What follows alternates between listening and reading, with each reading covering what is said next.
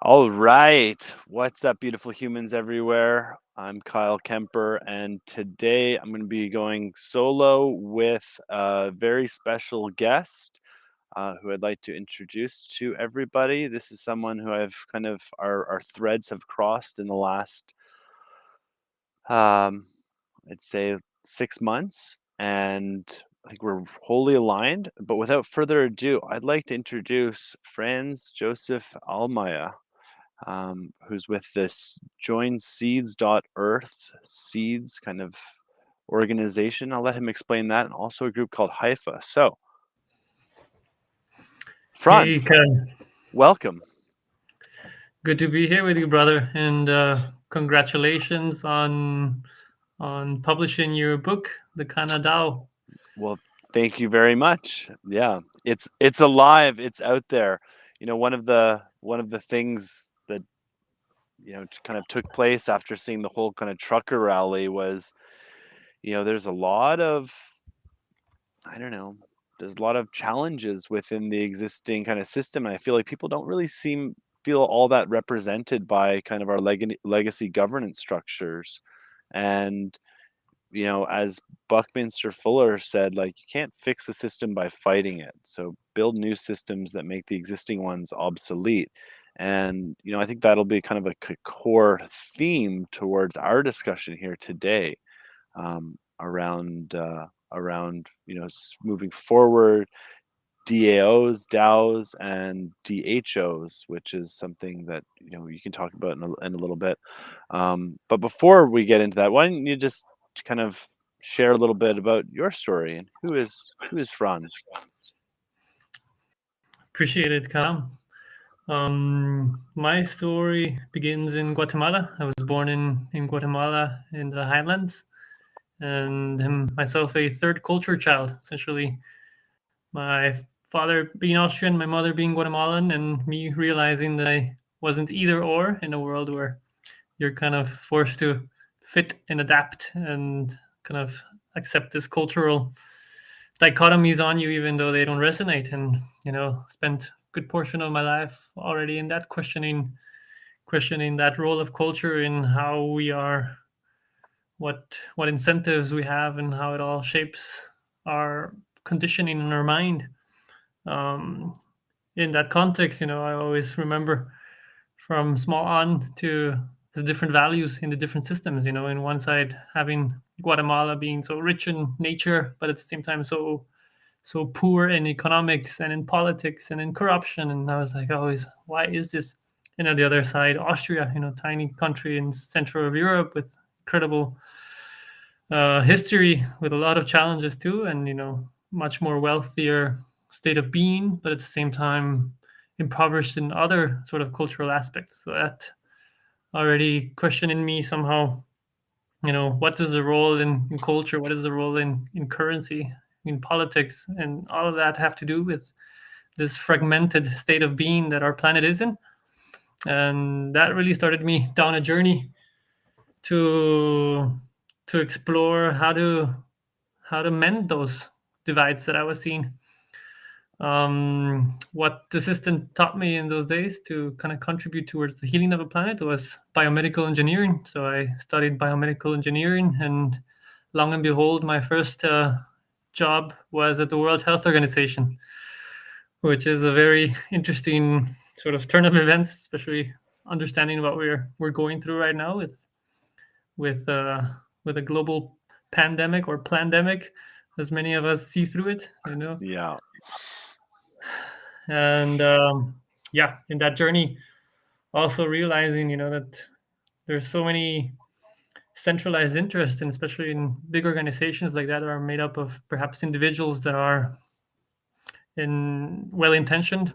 At the large scheme of things, there's a lot of uh, financial interests and financial forces that are molding these things together. So kind of witnessing that and becoming present of it really also started to push me to question things further and further. And at the same time, on the other hand, what I was seeing is like multiple small organizations doing amazing things without much resources. So again, that those were like huge hints to kind of start questioning the core incentives of this, which is the end of it, our currency and our financial ecosystems and how we govern those financial systems too. In that journey, I also got to know the crypto world that time, the shape of Bitcoin, which was a huge paradigm shift for me to say, wow, okay, now with these technologies, we can really reshift our value systems and find communities of which we can align and really create this token economics that better fit our worldviews. In that context, I came across and started with a team of seeds, and that's also where we knew and we are convinced that the natural paradigm of this planet is essentially an abundant one out of love, one out of exchange, one of sharing. We kind of are.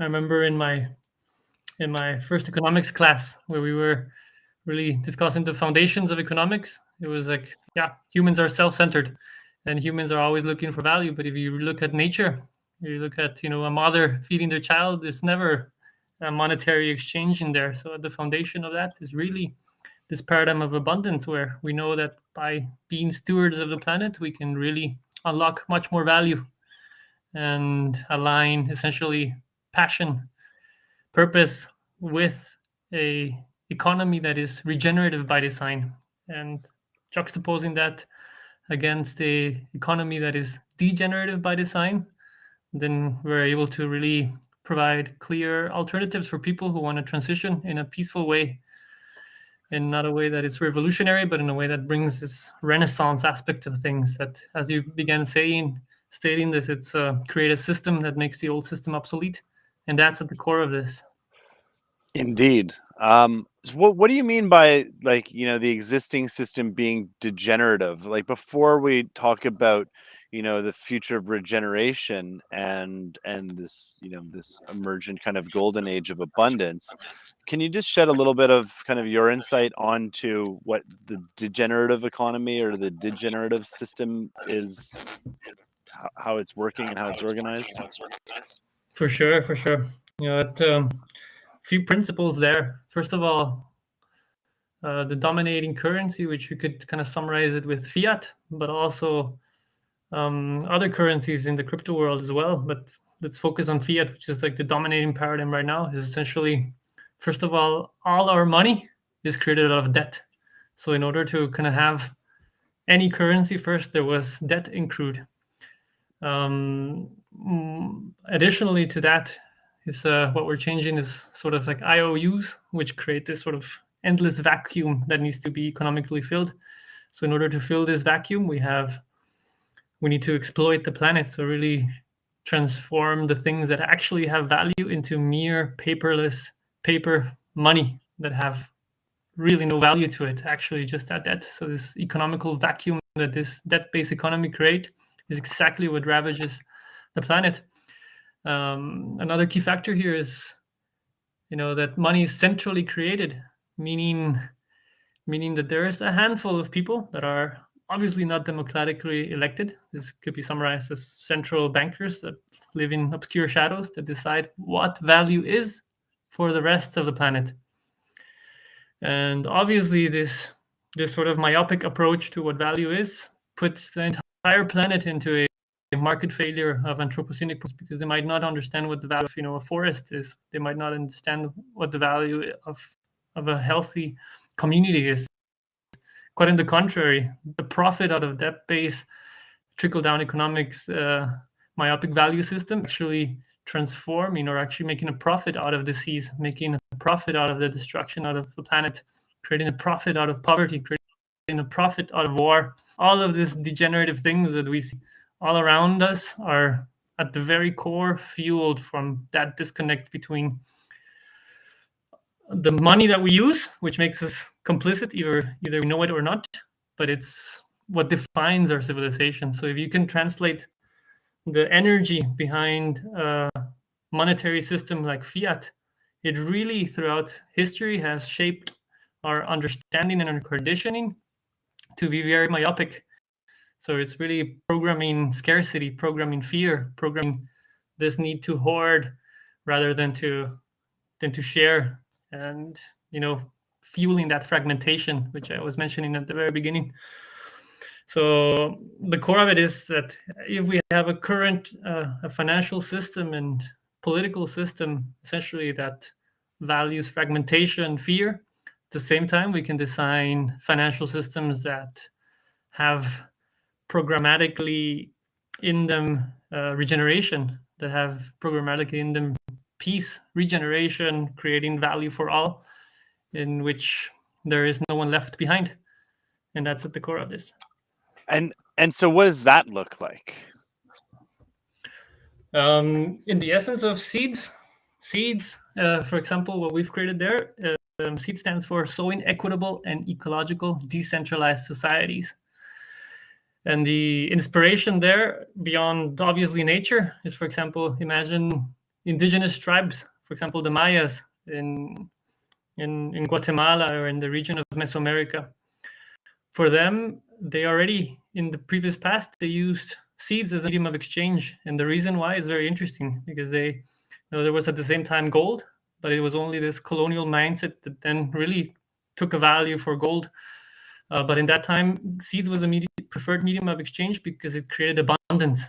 Saying like, if there was a harvest, you had to essentially bring in all your community and perhaps even the neighboring communities and celebrate together. And that created this deep trust where your community was your ultimate. So you were really building those relationships. You were really nurturing those relationships, and you were creating this paradigm of abundance. Fast forward the evolution of money, it kind of came onto the gold craze, where it's insane, but at the end of it, you can think about, gold is something that you dig out of the earth only to be accumulated and put back into the earth. So it really is an absurd thing if you start thinking about it in depth. But then fast forward a few chapters later, we have now this crypto revolution where what we've done with seeds is created something that we call the decentralized monetary policy.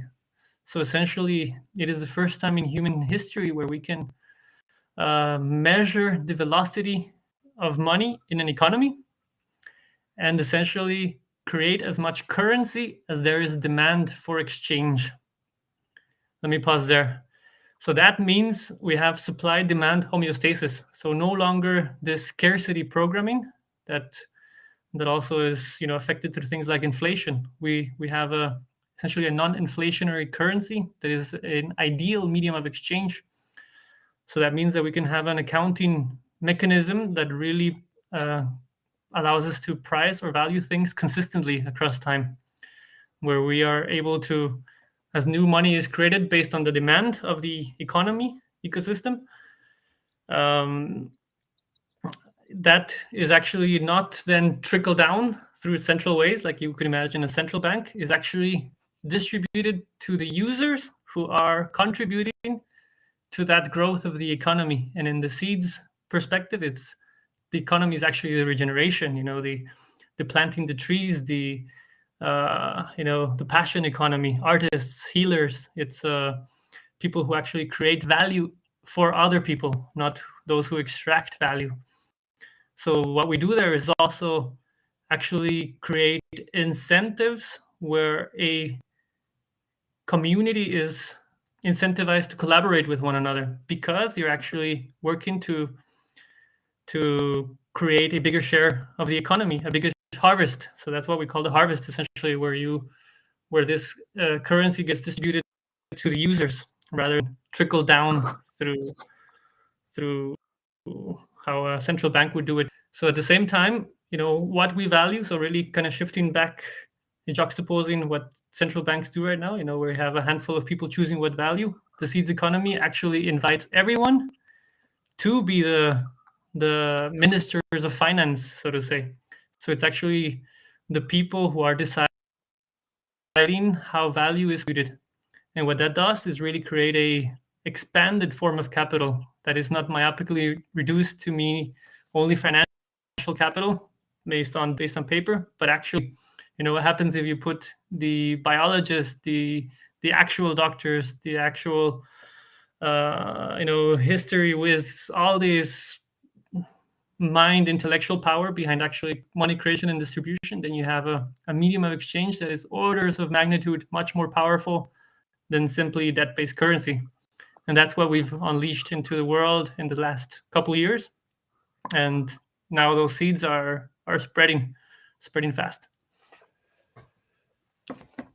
So on that note, how, like, we're talking a lot about, like, philosophically large concepts here, but when it comes to actual, like, how does an individual within the regenerative economy actually participate within this? I feel like we're now in this technological age where everybody has a super phone, like a smartphone on them. So is the mobile device part of this this digital regenerative system? Absolutely. The fact that everybody or most people now have a mobile phone and access to internet allows us to make these tools, or essentially access to a decentralized world bank of the people by the people, accessible to anyone who has these tools at hand. And what that really implies is a rural renaissance, because if we look back in history, it's been that wherever the financial systems are, that's where the wealth stays. And what that actually also implies is that everything else that is not connected to those centralized systems are in a state of perpetual scarcity. They're not part of it. So now what we're doing is making that as inclusive as possible. And we know that by including more people, we're actually creating more value for all, especially if that value is geared towards regeneration. And to go into your question, how people are engaging in this, right now it's essentially available for community members. So what we're creating is a web of trust. So you have to be invited by another community member to have access to what we call the Seeds Global Passport. And as you do that, you have to actually share your seeds, just like if you actually real seeds. So in order to invite you, for example, I would then send you a link on your mobile device where you can then click on that link, download your app, and already receive my gift of seeds, which you can then continue sharing. And that's kind of how we've been bridging this web of trust and creating this trust mechanisms where we know that we're bringing the communities that are in this space and mindset of abundance. And at the same time, it's organizations as well. So organizations that are in that space are also able to join and also claim their share. So in this initial token allocation of seeds, we're welcoming organizations who are contributing to the regeneration of the world to access this and also claim their share, which means saying, hey, I'm organization so-and-so, and I'm dedicated to planting trees. And I request an alliance share. And it's then the citizens of Seeds who are behind the money creation and distributions who approve those through decentralized governance. So that's also how we kind of bring the steering wheel back to the people. Okay, so great. And so let's that kind of segues into the next thing, because we talked about seeds as a currency with a kind of a different model behind it, and then now the issuance of seeds and the decisions that take place within the community are governed by the community. So does the app have the ability to, if I have seeds and I have the app, do I have the ability to participate in votes and governance? Exactly, you do. And the idea behind this is also as if you were entering a new tribe. So we have this layered ecosystem where as a new member of the tribe enters, they also need to earn trust and reputation by learning, getting to know the community, getting to know how the mechanisms work. So we have 3 stages to actually earning your full voice, which we call being a citizen of Seeds. So first you arrive as a visitor, and what you have to do is show that you're able to use this tool. So you have to also invite another members and show that you're able to do a transaction, and then that gets you to a resident status, which also allows you to buy more seeds So right now also the purchase of seed is limited so that we don't get whales into the system. So it's almost like a self-defense mechanism to earn trust. And as you reach the next stage from resident, you then are a citizen. And from the citizen, then you have a full-fledged right to vote as you've created trust into this tribe network. And then I'd also imagine like proposing votes as well. Yes, proposing votes. So all of that is there. So for example, one of the key things that we're doing is we're financing regenerative projects. So that means that anyone who has a regenerative project is able to request seed funding from the citizens of seeds, and that's how we've been funding right now. I think more than 60, 70 projects all across the world that have requested seeds for the regenerative projects. They're able to propose this projects and provide a bit of a budget in terms of what are they using it for. And if the citizens of seeds feel, hey, this is something that gives value to the world, to the economy, then they approve it, also using decentralized governance. And then as the validation happens, then these funds are automatically distributed through the smart contracts to the person who requested it.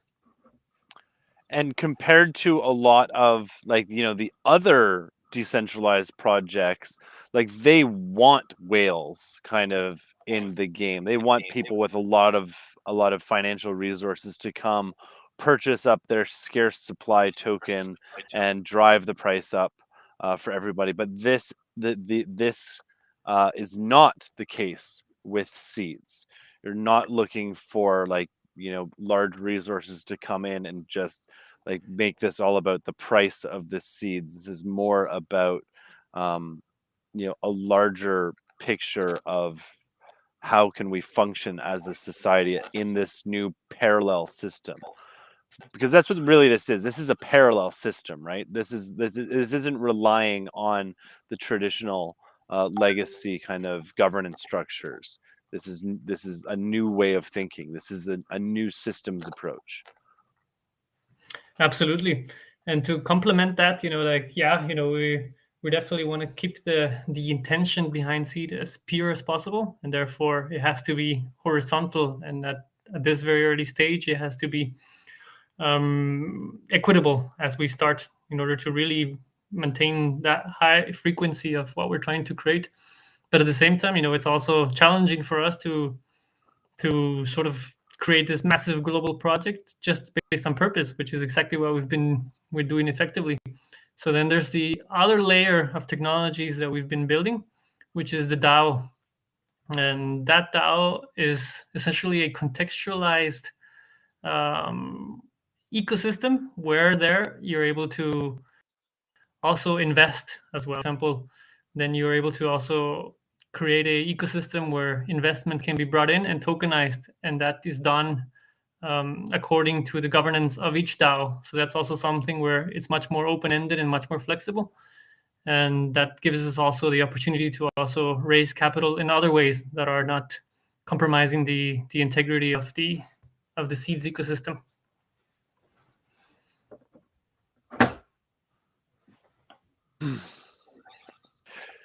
So do you want to like maybe dive in and kind of explain this? Because I'm really curious and excited about the fact that you've been building out this DAO kind of tech, and you have an app with currency in it, and it's all there. I know I've used the passport, and the experience is beautiful.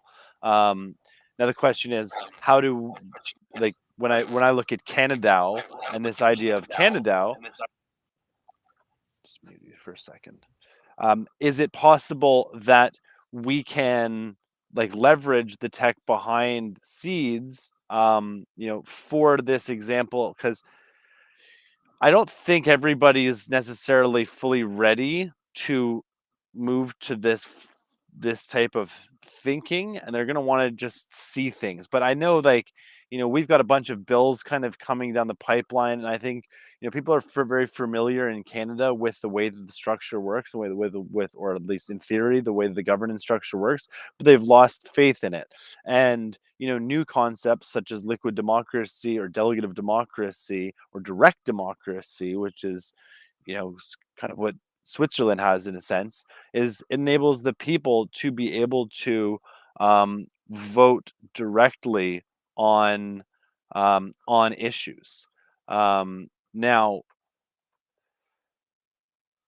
could this technology be used for Canada and the concept of Canada, and could it as well, um, you know, and can you go in a little bit deeper into the tech behind it and kind of where you're coming from as well? Absolutely.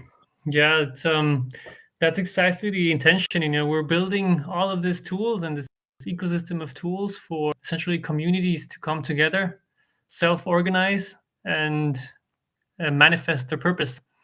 And all of that that's the main intent of it. So you can see Seeds as a sort of global decentralized society DAO that is already taking shape. But then we're essentially also fractaling this down to more contextualized layers of trust where communities can sort of apply their specific needs and adapt those tools to their purpose, to their intention. And coming back from that, like as we've been co-creating Seeds, we've been doing this using the DAO ourselves. So that's also kind of where this comes from. We were receiving, for example, contributions to create all of these tools, and we needed a place to coordinate this human effort to really bring in all these wizards together, whether it's developers or economists or storytellers, to do that. So the DAO that we built is what we've been using for the last 4 years. So we're very close at actually sort of building this airplane while flying it. And right now we're in the last mile of really opening up for the rest of the communities to adopt these technologies. So, for example, what you're able to do as a kind of DAO would be able to essentially use the DHO tool to create your impact token, which serves to assign and reciprocate contributions coming into whatever the purpose is of Canada. And at the same time, one of the key components there that we've created is this concept of contribution accounting. So this is really exciting because right now we're able to kind of transition away from this gap in scarcity where for example contributions in time, contributions in intellect, contributions in essentially human labor were very difficult to account for. And with this tokenized technology, you can start actually giving value to, let's say, someone who's helping create the website and have a share into this co-created ecosystem. Essentially, the impact token represents the aggregate all those contributions that are going to an ecosystem. You can imagine, that's the actual treasury. And for Canada, for a country like Canada, where you can start doing this, already as a national level, but also at, let's say, provincial level or a city level or a town level, and sort of work your way either upwards or downwards. This token becomes essentially a representation of the treasury that you can sort of remunerate and use this tool, centralized payroll, to provide a piece of the pie to everybody who's contributing. And that's what makes it so powerful, that this is the age of the DAO where you don't have to, you're able to allow people to own the change that they're creating with. So that ties everybody's financial incentives together to kind of co-create the best outcome for everyone. Yeah, and I think one of the challenges with like having been in startups and as an entrepreneur is finding a way to really have people involved feel like they're part of something, feel like they're being remunerated for it, feel like they're competent within it. And this is why I get very excited about the concept of DAOs, because it creates this organizational kind of framework that's governed by the participants, and it's not relying necessarily, like, there is still trust in people who are, like putting in, let's say, the lion's share of the effort, but it can transition to others. And as more people kind of come into this space and there's new energies, and new ideas, it can take, it can embrace kind of negative entropy and dynamicism and morph kind of as it sees, so that it's not, a hierarchical structure operating, under the will of the few, and those who are coming in and participating in it aren't just,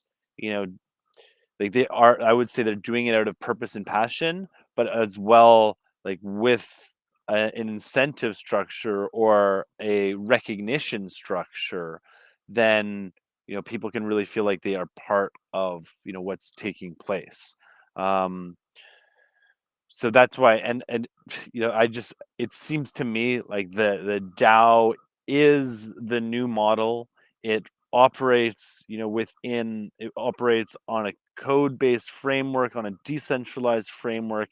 It doesn't require, signing papers, sending them into like a central government registry, having approvals. Doesn't require physical minute books where you're making notes on things. It doesn't require adhering to, regulatory structures that impose subjective frameworks on how an organization needs to operate.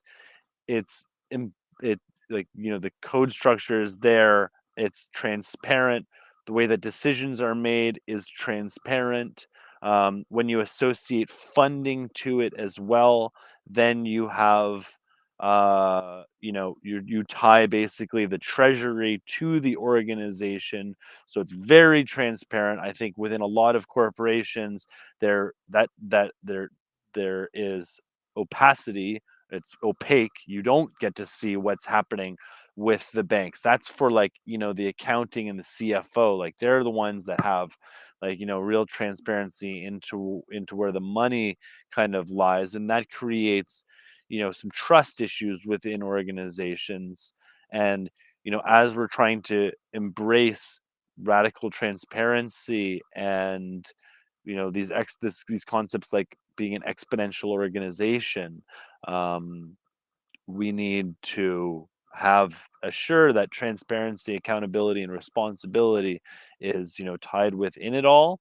And the same time, we can build tools. And from the sounds of it, you guys have been building the tools for 4 years now and testing this and actually running it in a DAO. So it's not like the idea of Canada is just like, okay, let's invent DAOs. Like, no, it's like DAOs already exist and they're operating and they're working within limited experiences. What I'm suggesting and what the purpose of Canada and like others who have been assisting and facilitating is that there are new systems. Let's apply these, and let's ultimately use this as a technology to create a parallel system that returns civic interest and civic participation and civic responsibility to those who wish to be involved in these things. For those who do not wish, again, this is kind of like voluntarist. If you don't want to be part of it, you don't have to be, but ideally you will become involved, because this can become the an organizing hub for this parallel system economy. Fair? Absolutely. All right, well, why don't you share your screen? Why don't you dive in and kind of like let's jump into some of the technical stuff here, or the presentation, or why don't you describe what you're about to show here and set the stage, then we can discuss it as we move along.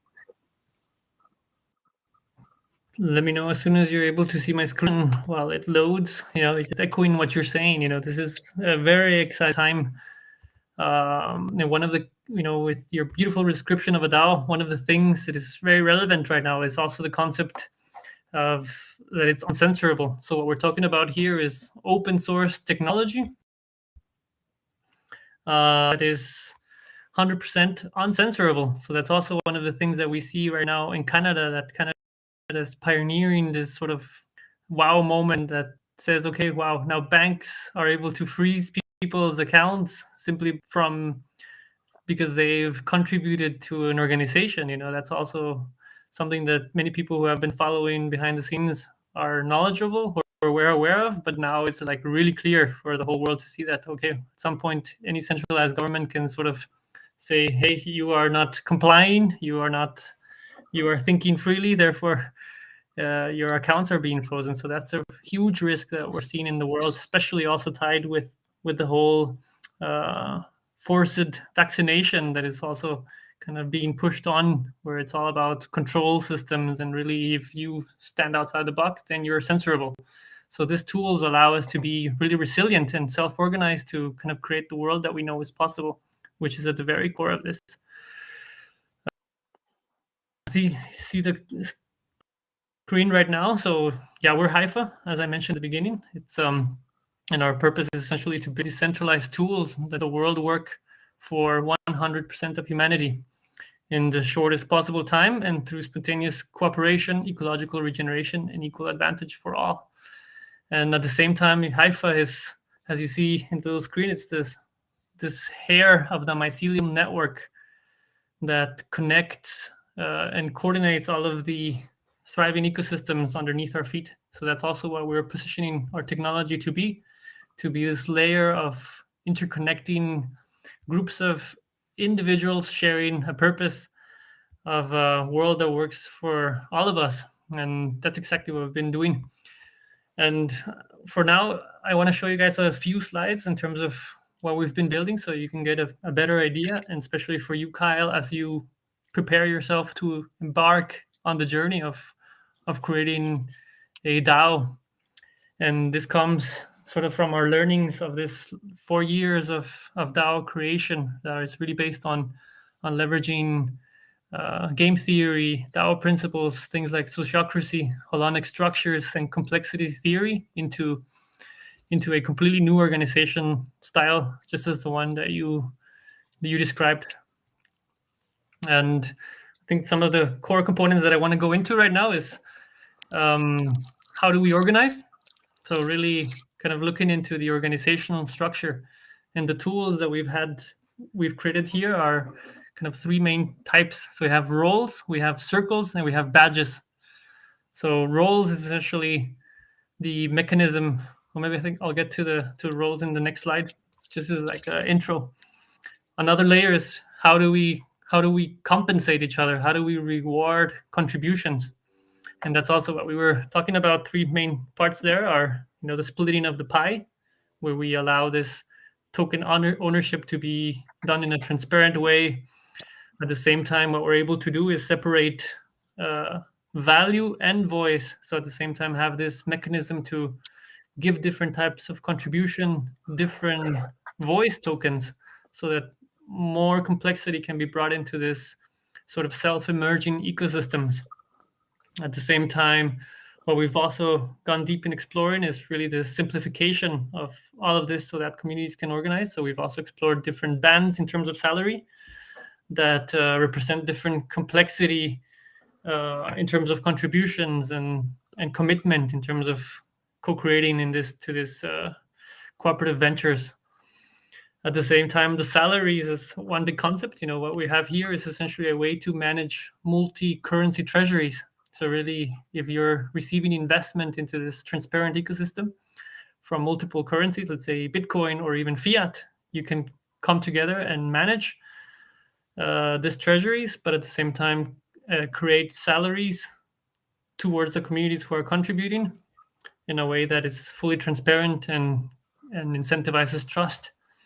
Another layer is, how to govern yourself, and that's also something that we've been exploring in depth. We've been very spending a lot of time in terms of like really figuring these things out. So we've gone through a whole ecosystem of voting styles and quorum, and how to really get support from the community by leveraging, activating collective intelligence.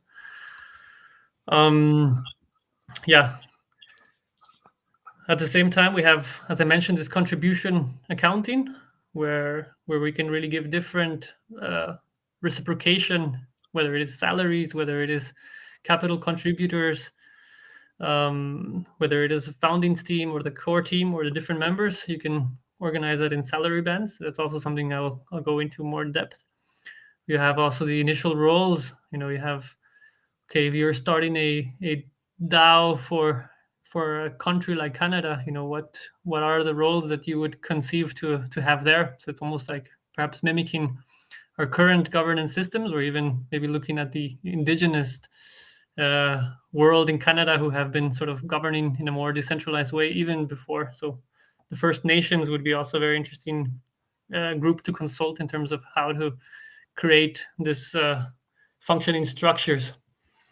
We've also exploring different basic organization and circle designs, where you have essentially an anchor circle at the core, where you can also create different circles that kind of have different purposes within a DAO ecosystem, and each circle can have its own governance and its own treasury. So it also allows you to really scale infinitely upwards, but also downwards in terms of more granular work teams.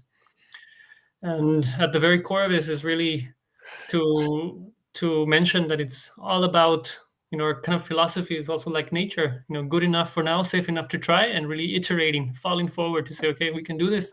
But if we're iterating this in a way that it's fully transparent and all of us are in the table co-creating with this, we're kind of allowing us to move forward and not let perfection get on the way of actually achieving our objectives as a community. And a little bit of in terms of the DAO that we're building, and I didn't mention this at the beginning, but we call our technology the DHO, which is focused on really, you see a lot of the DAOs out there that are essentially trying to automate the human away from the core of this technology. What we do is really put the human at the very center of this. Interestingly enough, we have also right now some conversations with anthroposophical societies. So we're able to say, okay, maybe the decentralized anthroposophical organization that really also encompasses that. So we can perhaps still keep DAO as our acronym for our tech. But you mentioned a few of these in terms of what it is able to do, but perhaps to mention just a few. We are the first and only DAO to allow for fee-free on-chain governance, which is very powerful. No one wants to be paying for actually deciding. So that's also something that we've figured out how to take away from the equation to really allow that governance to be at the core of it. Obviously, treasury management is what we've discussed about. Different compensation tools. It's also something I'll get into, but we've also had the need to explore in terms of different ways to how to reward people in different stages of their involvement. So, for example, from roles, but quests as well. For example, for people who are wanting to contribute, but still kind of propose a quest before that, they get remunerated upon a quest completion to really, cater for a lot of mix of people that are coming to co-create. And that's kind of like a bounty model in a sense. Exactly. Which is like as opposed to like, putting out a call towards like, here's funding to build something. It's here, or build something or do something. It's here, do this or build this. And upon successful completion of this bounty or this quest, you then it's clear that if you meet the objectives, you'll win the bounty. If that's the case. In other cases, there can be, it can be a submission and then like, a vote on the winning solution. But I personally feel like that is a critical shift that, we need to take, like from a government perspective, as opposed to allotting enormous funds and taking on execution risk for many projects. That if you simply say, especially when it comes to like a tech build, or a new system kind of design build, like lay out the ideal outcome and like, the challenge parameters, and then put the call out there and put a prize at the end. This is something that X Prize has done very successfully, by putting out, like, large challenges. And then, what they realized, and what occurred as a result of that, was that private industry would actually, get behind funding and, supporting teams towards achieving that value, or achieving that, end goal. And in doing so, they, you put the prize or the bounty or the quest out there, and then it creates this incentive for community to start building towards it. And then upon successful completion, it's like, there's both a prize in terms of, like, tokens for it, but really this contribution towards the greater system itself, which has a, you know kind of a difficult to measure necessarily, but it's critical towards the growth of this, dynamic organization. Absolutely. Spot on. And, at the very end, you mentioned the core of it, it's contribution. So you could see this vehicles of a framework for accounting for contributions. And like you say, there are some heavy challenges out in the world, but if you're able to also fractalize those contributions and allow people to come together and coordinate effective change where they know exactly what it is that they need to do, and simply by proving their proof of contribution, it really creates value for all.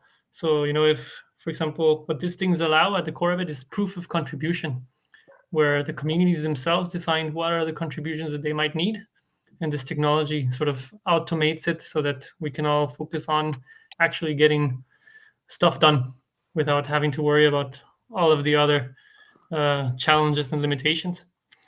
So here you can see a little bit of how the dashboard looks in terms of what we're finalizing, so make it all accessible.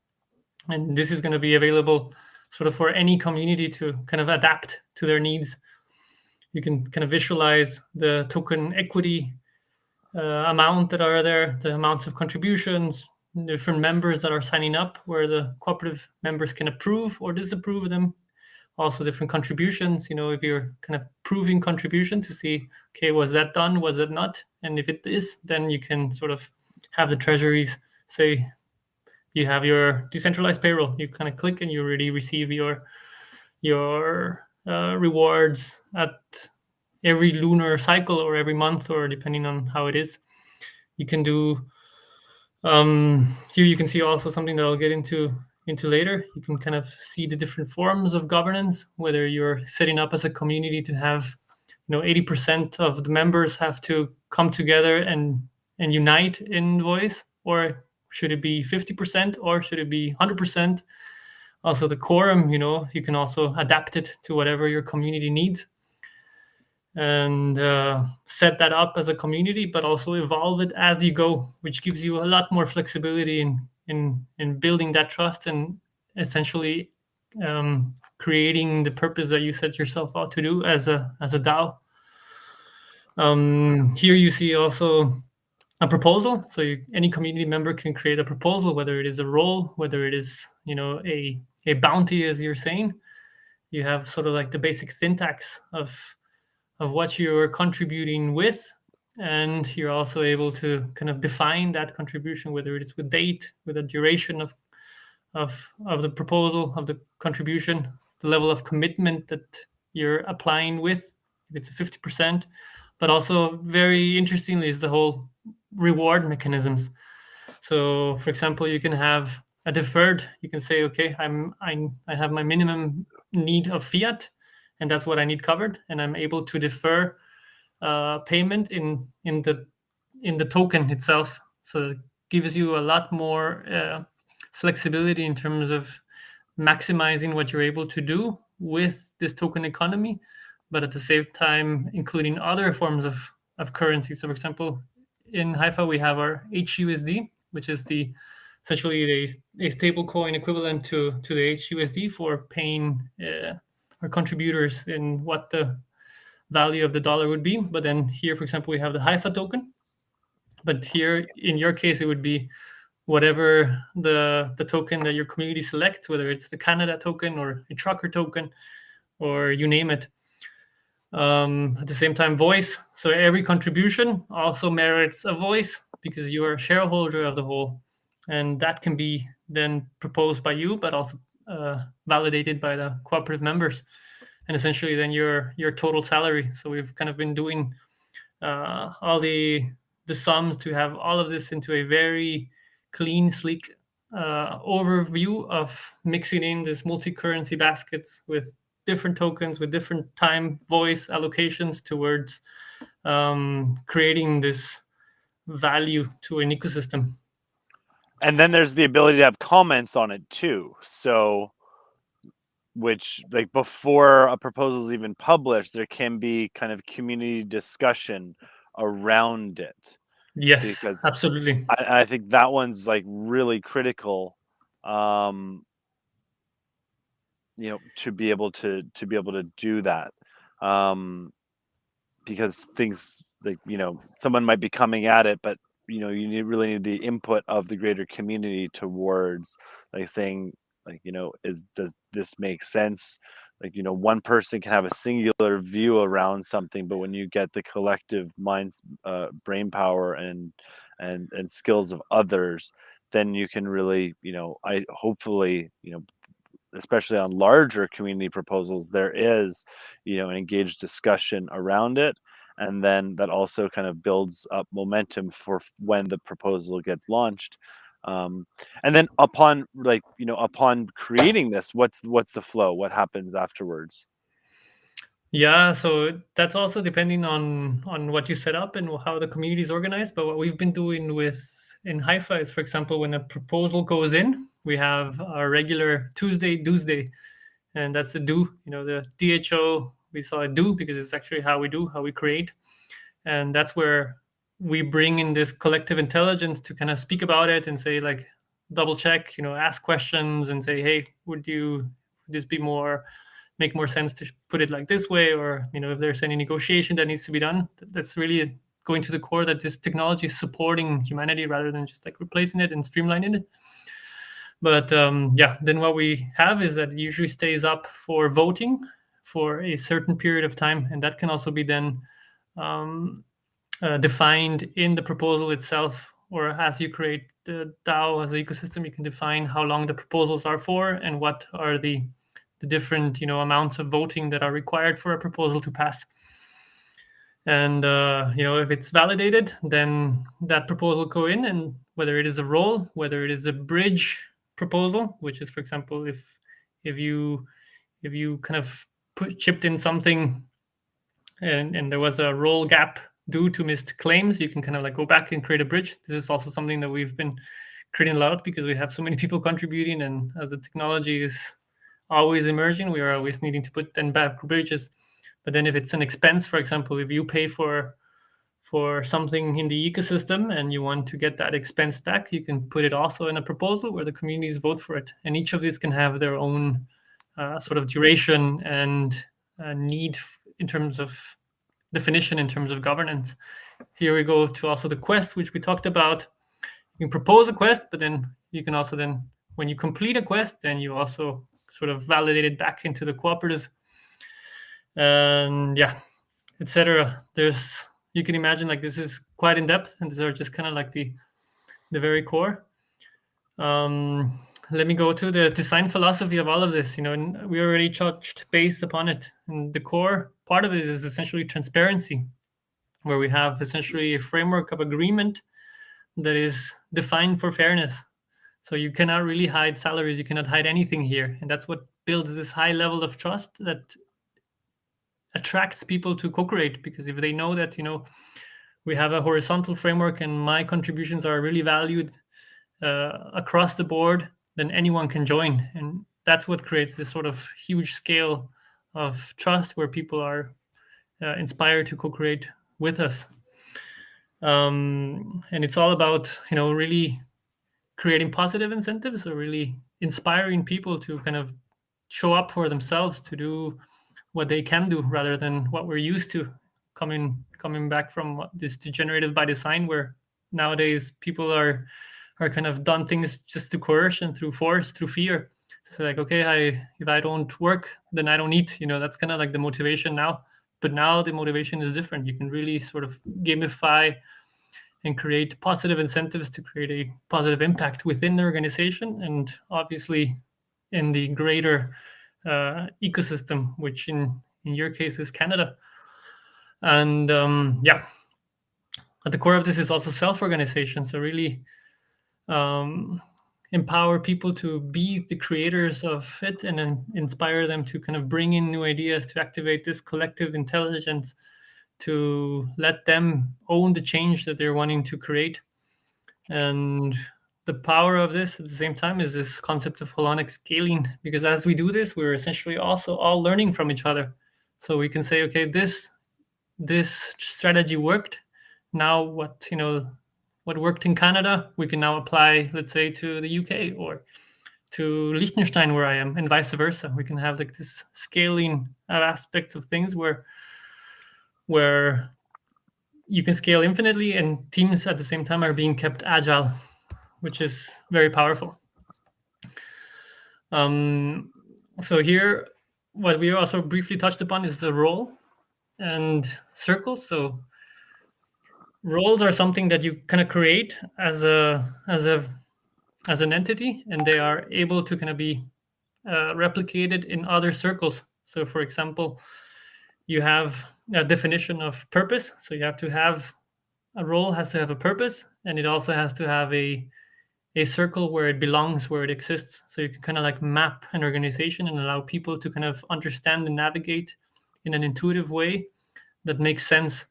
So we're also, you also are able to bring this concept of domains. So different belonging of the different circles for achieving different purposes. And at the same time, you have all of this schematics in a very clearly defined way where we are using Sociocratic principles. So here you have different assignments where circles interact with other circles, but we know really how the flow of information goes into. For example, here you see we have the concept of lamplighter, which we borrowed from Burning Man. And it's essentially, you have sort of like a lead or someone who's accountable for what goes on in a circle. And they are the ones who then kind of bridge and communicate with other circles. And so they kind of carry that lamp and share that lamp so that we're all kind of knowing and seeing where the ecosystem is moving forward as an organism, and not just as a static unit. And at the core of this, what we also learned is to really separate the role is not the soul. Like we're coming also from a world where, we kind of have been so devalued as human individuals, that where we kind of go contribute, we want to bring in all our different skill sets. But it's important that in this ecosystem, you really focus on simple roles, functions that move the organism forward, so that these two things are not convoluted, so that you can really create this effect of moving forward and aligning finance to the execution. I touched a little bit on this, but this is also the whole requesting of compensation, where you have, for example, OKRs, objective key results, where you're saying, okay, what if there is a key result for those contributions, where you're stating the objectives, where you're really have a supporting documentations for a role, for example. The key is to really describe what you're doing, and at the same time, then you're able to calculate your own salaries. I mentioned this before, you have roles that might have a start phase and an end phase, but we also have different cycles. So this is also very interesting, because, this is in terms of legal terms, and I'm not a lawyer, so definitely don't take this too hard. But for example, you are able to have short-term contributions where you're saying, okay, I'm contributing for short-term, and that actually has a remuneration. So that kind of allows us to keep growing in a way that you don't need to have all of these other complexity layers that require, long-term commitments for different things, but allow us to be very dynamic. So we learned this the hard way. We had, for example, someone was contributing and they left, and all of a sudden the the technology kept paying them. And of course, you need to have like an automatic cutoff date that the human needs to continue kind of showcase that the value is being there. Otherwise, it kind of just automates it, where the compensations are going into nothingness. So we really have this alignment of contribution with finance, which is the very key of this. Not to go too deep into this, but salary bands. So we have different ways to capture complexity within an ecosystem. So salary bands was something that we implemented, learning from a lot of the tech companies out there, to really like simplify it and really create another layer of trust. But at the same time, you can also do unique salaries, which gives you that flexibility. There's also another layer that we are pioneering, which is very interesting, is, for example, the utilization of badges within the ecosystem for different functions. So those are also able to be proposed, approved, and they signal different roles in the ecosystem, which allows you to really make things more explicit. But all of these badges are also can be done that you have, for example, bonuses in terms of voice or in terms of salary contributions, that you're actually doing another extra commitment, or you are a treasurer, or you are a sort of what do you call, sort of someone who kind of stewards the community and helps in human resources, so to say. There's different ways to kind of validate those contributions that merit either more salary or more voice if the ecosystem wants it so. And so would badges be kind of equivalent to the, would they represent kind of the roles that one is serving within the organization? So, like, would it be, is this something like to display, like, on your profile that, you're part of the, I don't know, the development side of this, or you're part of the community side, or you're part of the strategy side, or you're part of the fundraising side, or Yes. Yeah, that's a good example. And that and so much more. Right now we have ecosystems that are saying, hey, I want to do the Gene Keys badge. So I know that every member kind of where their human design might be. So there's the sky is the limit in terms of how we can use badges. And it's really becoming a very fascinating world. And we're also, one of the things I'm developing right now is this sort of Renaissance pluriversity, where we are able to, for example, use badges to certify that people have gone through different trainings. So let's say you're able to kind of understood this ecosystem, and now you have a badge, and that's also your roadmap into sort of this regenerative career paths, where you can, instead of having a diploma for doing a bachelor or a master, now you have a badge in a blockchain ecosystem that gives you access to this planetary network of aligned DAOs sharing the things. So it's kind of like showcasing that trust and that certification that you've achieved something or done something. Yeah, and I think that's like key, and that also showcases kind of interoperability across them. And this is part of, like, emergent digital identity structures too, is the need for, multiple shards of identity. So when people think about digital identity, I don't know, I feel like there's like this kind of thought that, oh, it represents like a digital driver's license. Well, I mean, that's where I kind of like, like to explain that it's really like, your driver's license, like, that license number, like, that's one component of it.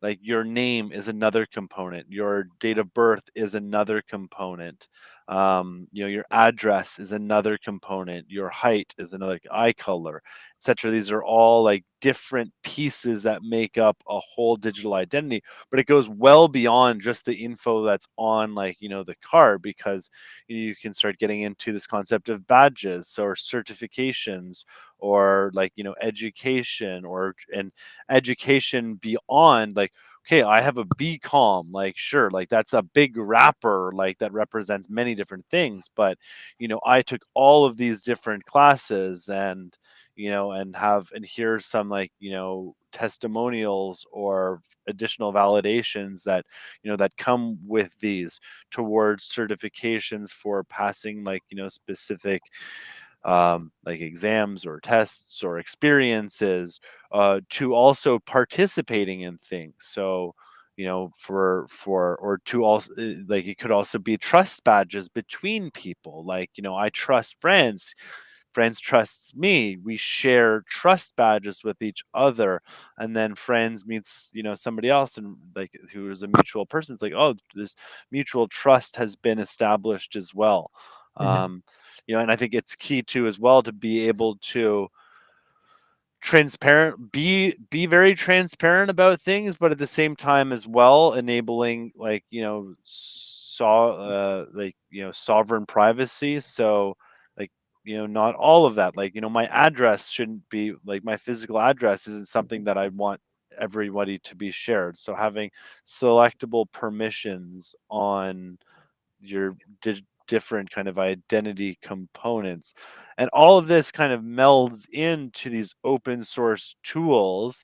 And if the seeds or the hypha framework is acting as a wallet convening also an identity generation zone or badge generation zone or activation zone, like it will be able to additionally apply into other organizations.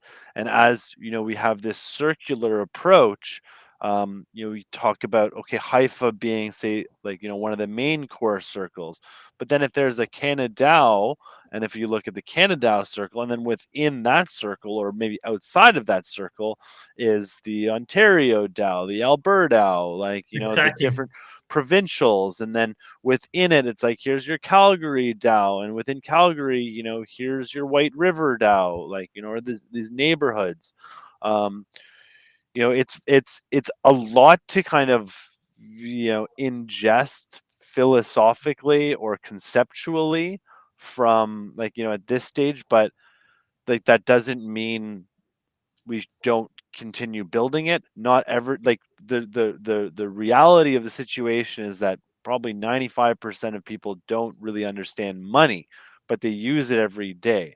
So how can we trust in the open source, like regenerative, golden age thinking, light working community to build secure, open, both transparent yet also privacy by design solutions, that enable, um, the average people to utilize from an app perspective, um, a app that's like, that turns civic engagement and governance into a game itself.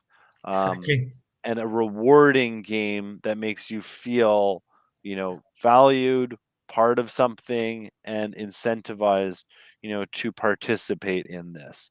And moving away from this, like, this existing narrative model that's all about scarcity, where it's like they almost want you to create this kind of dominated like control society where it's you and the state versus like you and your community working together. When communities start working together, like we remove like the power and the will of the state to dictate specific actions, and be that, especially in this like welfare state that has kind of emerged with like concepts like universal basic income, which is basically blanket paying everybody, um versus enabling people to like request support or participate in it, because Mm. everybody has core values and attributes that they can like, and different tools and magics that they can bring to it. Not everybody has the same necessary level of it, but there's roles for everyone. And even those who don't want to participate, or those who like every society has always had them, it's those who really don't want to, or just negative and disgruntled. And but that doesn't mean like you the designs shouldn't be built as well in mind to um to support or provide space and room for those groups. And then there's also like general kind of, I think there's a lot of issues and challenges that society is facing like across the board, but there are groups and communities that are working on like specific challenges, recognizing them as both opportunities as well. And, you know, within a greater structure, there's the ability to support, those people and what they're passionate about and what their purposes are, and all for the greater good. And like you said in this, this should be kind of infinitely scalable because, it's open source in nature and can be kind of copy and pasted across various communities. And as we build, we improve. It's kind of an anti-fragile by design structure. So, like, whether weaknesses are identified, we come together, we solve them. If the entire system, if it's clear that there's like, something that needs to be built that reinforces or makes things stronger, like, the whole system can be upgraded. Here's the first comment that we've got that is actually on anything. Ryoshi, how do we get politicians to vote on ending their own careers to implement DAOs? Franz, what do you think? It's a great question. It depends, like I think there's multiple types of politicians out there. The ones I've been speaking to and sharing about these tools all across the world are super excited about the DAOs. So they're actually, being in there. We do multi-stakeholder gatherings where we invite politicians or government officials to be a member of this DAO creation, so also have their voice and their perspectives be heard there. And what we're doing is actually amplifying the work of politicians that are serving humanity. We're actually supporting them. And there might be those who perhaps are not aligned, who kind of are kind of sitting there to sort of parasite on humanity. Maybe those might not like us too much, but so far I haven't met a single one. Well, and I think one of the cool things too about these tools and these new systems as well is when they make sense, it's not about ending your career. It's really about like, returning to what was the purpose of you becoming a politician? Because, you wanted to become a steward for society. And therefore, is there a way that you can leverage these to be able to get more of an input? And even with the existing system, it would be great if we had some politicians that were like, okay, I've been elected by, this region, and I was only elected by this portion of voters, and but I feel like, given this, I would like to open it up, like my own decisions, to kind of the will of the people, and like, act as a caretaker steward for my region utilizing this technology, so that hopefully, like, in the next, 2, 5, 10, whatever time period, it becomes a, like, you would want to be part of, say, the Canada or some sort of governance DAO situation where you're actively getting feedback from people. And if you're not, then it's, then there's more questions to be asked there, because you might be coming at it more from, this kind of parasitic kind of approach that you mentioned, versus being a real contributor towards kind of society. So I don't think it's about necessarily like, ending their career, but it's about like moving forward into like enhancing their career so they can more effectively execute their purpose. Exactly. It's about complementing, and that's also, I see seeds as a complementary currency. And that's also, you can then just choose whatever kind of fits your values more and have this diversity. And also the DAO, I see it as a complementary governance systems, because our current governance systems have shortfalls. And, if governments won't do it, if corporations won't do it, it's up to people like us who are doing these tools to be able to complement, to fill that gap. And the exciting thing is, like as I said, I'm in touch on a regular basis with politicians, with municipalities already, even with nation states, where we're already kind of bringing these ideas, and they all love it. And the thing is that, if you are the first politician, if you are the first municipality, first nation state to move on forward with this, you're bringing a massive amount of value to your people, and not just in terms of financial capital, but in all forms of capital. And that's also why we're opening up here. It's almost the first people who start opting into the systems will be the ones who will benefit more from the systems. And as soon as that starts unfolding, we're entering a whole new civilization. And that's what really gets me excited. And I know, we have we have a lot more slides to go, but I know we're kind of already at the time, so it's good. Maybe we can even do it, continue the next slides another session. But let me know how you're doing with time, Kyle. Well, yeah, I think we should probably wind down at this moment, just because natural capacity for people to kind of ingest things is kind of wanes, and we're hour and 15 minutes in. I want to just touch briefly on what you were saying there about, like, that, I guess it would have been called like the first mover advantage to be kind of adopting these. And I think we're entering this. There's first mover advantage from like the civic DAOs, because I would call these civic DAOs.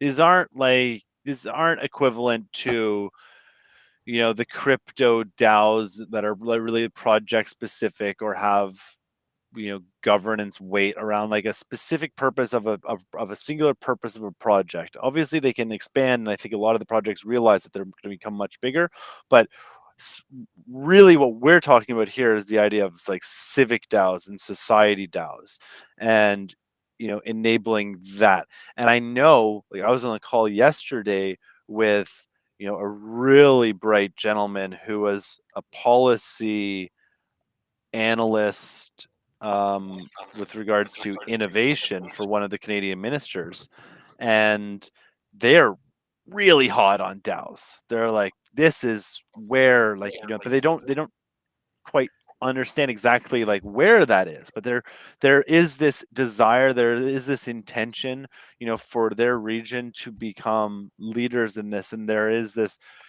willingness to innovate within these frameworks. There's a little bit of like, Amazing. looking out there at who's doing what.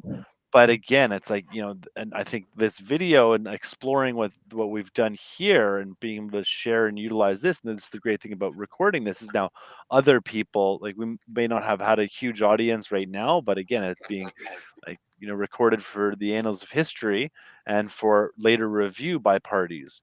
So, if these kind of principles, these structures, and knowing as well that, like, I can attest firsthand, like, the Seeds app is like really beautiful, and it's really intuitive and simple. And, this is like, this is Seeds. It's still not even like full, like, global public release yet. So this is like the iPhone before it even got released. We haven't even had an iPhone 1. But once we get Seeds 1, and then once we get to where we are now with like iPhone 13, like Seeds 13 will be a much different like tool than what it is now. Same with Facebook. And understanding all the tools that what it could become. In the very beginning, Facebook was just like kind of about photos, but now look into what it's turned into. Starting with clear examples and a gamified experience that adds value, that enables you. Like, this isn't playing Farmville, this is, okay, we're playing Societyville, and we're playing, actually, how do we work together on things, and like trying these out. And I think in the very beginning, we're going to need some real kind of, and I think you're already doing this, is embedded projects and pilots and use cases of testing this and trying this and learning back from it, so that we can start then pushing to larger circles and creating more circles all around. And this is not a pyramid. This is like, it's like a pool of water, and it's raining, and that's what's taking place, towards interactions, and but all within this general pool of consciousness. Well stated, brother. Absolutely, yes. It's what we're doing is really, the timing is fortunate, as humanity as a whole right now are currently challenged by a pantheon of wicked problems. whether it is ecosystem collapse, accelerating breakdown of social political coherence, and exponential technology taking off. So the timing of this technology is really primed to transmute what's going on a lot, what we see in the world, and also what you stand for. So I really am grateful for the work you're doing, Kyle, and bringing these concepts forward and standing up for your part of the world and the world in total itself, because that's at the core of this. We are one people sharing one planet, and we need to find a way to work with each other to kind of resolve these grand challenges in a way that we can do it all together. I'm grateful for your love and support, and I'm also deeply grateful to you as well, friends, and the entire team, because I know you are a node in a greater organization as well. And blessings to all of you for what you've been building and creating. And thank you to anybody who is watching. Thank you, Ryoshi, for being part of this, and to all the people who might watch this later. How can people learn more about Seeds and Haifa?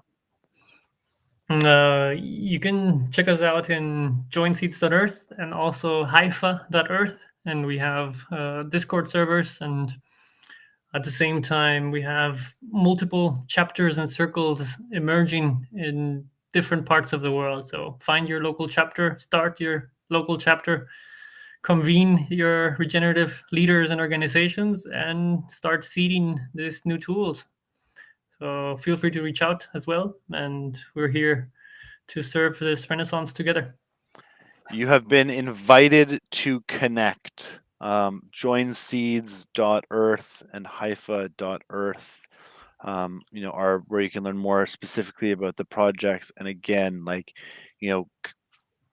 try and find others around you. I think the power of coming together and discussing things in person is really key. And go on your journey, explore, create, criticize by creating. No sense in fighting this existing parasitic beast. We need to treat it by creating new systems that just make it obsolete. That's where we'll end here.